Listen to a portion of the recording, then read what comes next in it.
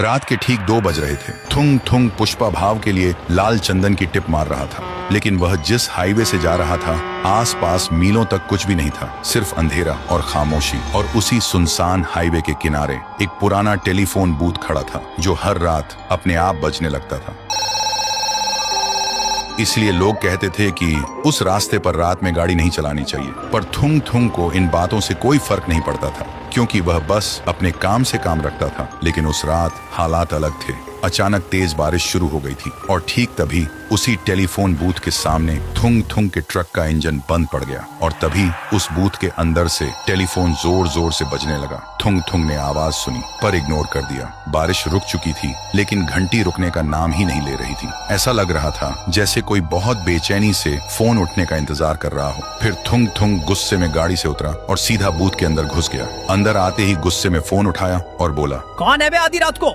लेकिन दूसरी तरफ सिर्फ सन्नाटा था। फिर एक छोटी सी कांपती हुई बच्ची की आवाज आई, पापा आप कब आओगे? मुझे अकेले बहुत डर लग रहा है। ये सुनते ही थुंग थुंग जम सा गया। उसके पैरों तले जमीन खिसक गई, क्योंकि वह आवाज उसकी 6 साल की बेटी की थी। उसका गला सूख गया। वह कांपते हुए बोला, बेटी तू इतनी रात को जाग रही है? तेरी माँ कहाँ है? बेटी सिसकते हुए बोली, माँ रो रही है पापा।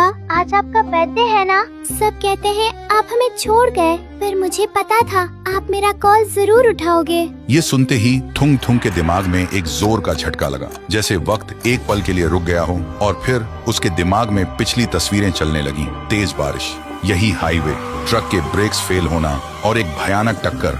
थुंग थुंग ने घबराकर अपने हाथों को देखा जो धीरे धीरे धुंधले पड़ रहे थे। फिर उसने पलटकर अपने ट्रक की तरफ देखा, लेकिन वहां कोई ट्रक खड़ा नहीं था, बल्कि 5 साल पुराने एक जले हुए ट्रक का मलबा था। तब उसे सच समझ आया, थुंग थुंग जिंदा नहीं था। वो 5 साल पहले उसी टक्कर में मर चुका था। लेकिन एक बाप होने का एहसास उसकी रूह को आज भी बांध के रखा हुआ था, इस उम्मीद में कि वह कभी ना कभी अपनी बेटी के पास वापस पहुंच पाएगा। थुंग थुंग वहीं जमीन पर गिर गया और जोर जोर से रोने लगा। उसने कांपते हाथों से फोन को अपने सीने से लगा लिया और टूटकर बोला, मैं कहीं नहीं गया बेटी, तेरा बाप हमेशा तेरे पास है। लेकिन फोन की लाइन कट चुकी थी। फिर थुंग थुंग बूथ से बाहर निकलता है और आसमान की तरफ देखते हुए रोते रोते उसकी रूह धीरे धीरे हमेशा के लिए गायब हो जाती है। और उस रात के बाद उस सुनसान हाईवे पर वह टेलीफोन कभी दोबारा नहीं बजा। तो दोस्तों, थुंग थुंग को मुक्ति तो मिल गई, पर आखिर उस फोन के उस पार था कौन? बेटी का सच्चा प्यार या कोई भ्रम? आप अपनी थ्योरी कमेंट में बताओ। देखते हैं